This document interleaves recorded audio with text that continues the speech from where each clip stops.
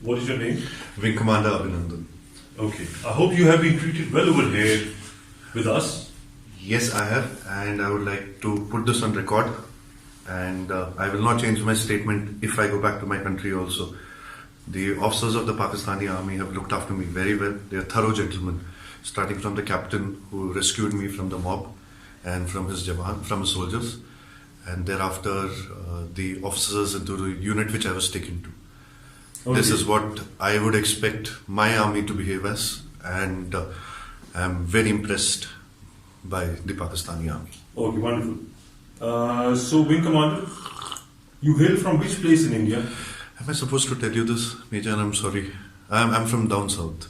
You're from down south? Yeah. Okay. And are you married? Yes, I am.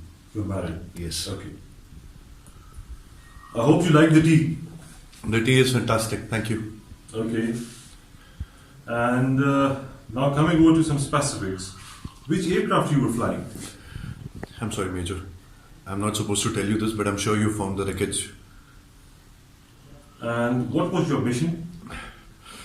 I'm sorry, I'm not supposed to tell you this. Okay.